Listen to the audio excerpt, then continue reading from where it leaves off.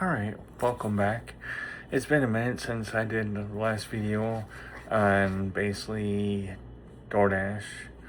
And I basically do gig work. I've been doing DoorDash and gig work, Instacart for a while now. Like for DoorDash, like 3 years. And basically, they say we're, like I said, like they say we're an independent contractor. I disagree. We are employed by them because they control us. We don't have control. We have no control of how much we get paid, when we get paid. Like, sure, we can get paid like the instant, like, but they even charge us unless we have their dash card. Otherwise, they charge us $1.99 every time we direct deposit into our bank account. But otherwise, yeah, like my last video, I said I got deactivated. I got deactivated until December 26th as a top dasher. I have over 12,500 deliveries, roughly-ish, for the past 3 years. And I was making about, during school, when college students are in, I would make about 1,000 to 1,400 a week. Depends how much I want to work. And of course, I am new to YouTube in a sense, how to basically put the stuff up on the video and that. So forgive me while I'm new at this. In time, I'll get better how to do that. And of course, progression. All right. But as I feel for DoorDash or any basic gig jobs, whether it be Uber Eats, where you have to work for tips, and then DoorDash says it's on us, that if I say something to the customer and the customer doesn't like it, and then they complain to DoorDash, and DoorDash says, oh, we feel what you said is inappropriate, or whatever. It's just like, well, you're not paying me technically, DoorDash. The customer is paying me. So if I'm doing a job and the customer wants me to deliver to their house, according to the guidelines for tipping, which is around 16 to 20%. Typically, it's higher than that. But I'm a little lenient on that, but I tell them 16 to 20% if I'm delivering to your home. Now, if you have an apartment, between 10 to 15%. Now, if you want me delivered to your apartment, to your room, then of course that's 20%. But in the lobby, 10 to 15%. Now, if you want to tip me 20% to leave in the lobby, hey, I'm cool with that. You know, I'm not going to complain.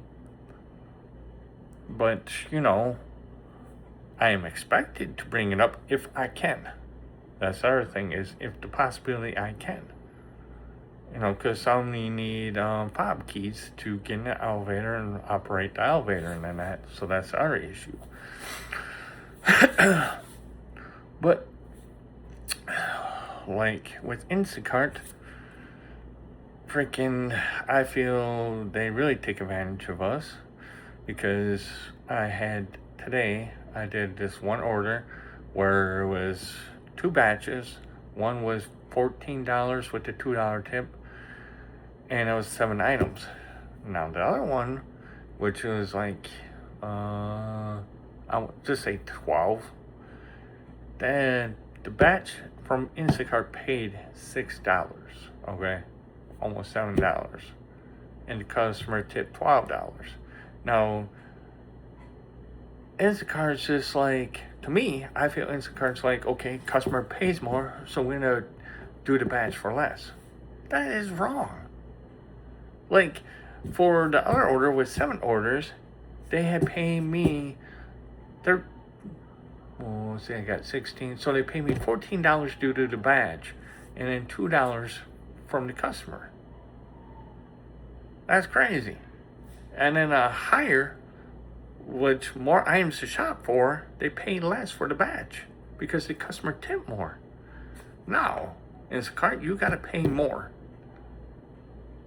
In a sense, just because the customer paid more and the tip does not mean you should pay us less.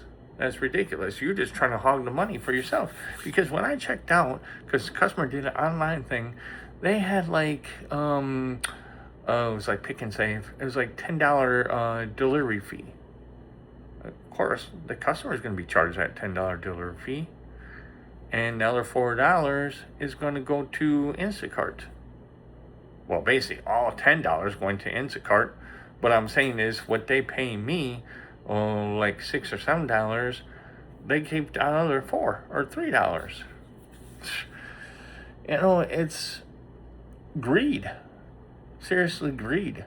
And then wonder why DoorDashers, Instacarts, these gig people want to file lawsuits. I don't blame them. I want to file a lawsuit too. Because basically, for DoorDash, you fired me. And I have to wait 3 months. To me, that is wrong. Now, if I beat up the customer and got arrested, then that's different. But if I just said to the customer, hey, I appreciate that if you tip more than what they had said, they're supposed to tip, like if they tip 5% over $70, that's crazy. Especially when I'm delivering to their room or to their apartment or to their house. That's like a $14 tip that I should have got. So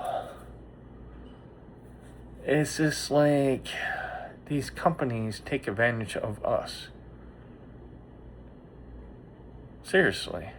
The less they can pay us, the more it's like, okay, fine.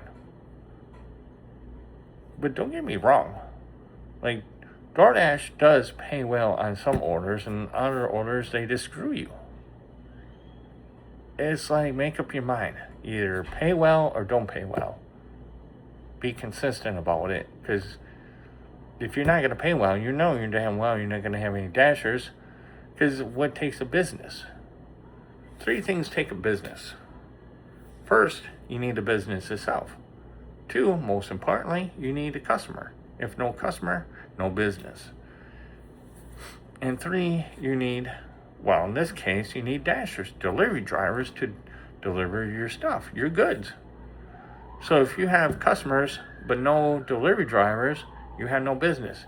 If you have delivery drivers and business but no customers, you're out of business. As simple as that. So if they want to take advantage of us, then, well, guess what? You no longer have delivery drivers. Now, who's going to deliver? Well, you got robots now, but they're not over America. They're just test marketing in a certain area. And then we got other people that we got to deal with. Sure, this sounds like a rant. And somewhat it is, but also at the same time, I'm speaking the truth. In a sense, what delivery drivers have to deal with. Day in and day out, consistent basis. Well, it depends how many hours they work, and depends on what kind of delivery driver they are. Now, I will put my matrix up at the end of this to show you. But otherwise, that's it for today. If you liked the video, please like it and subscribe. I will produce more. But have a good day.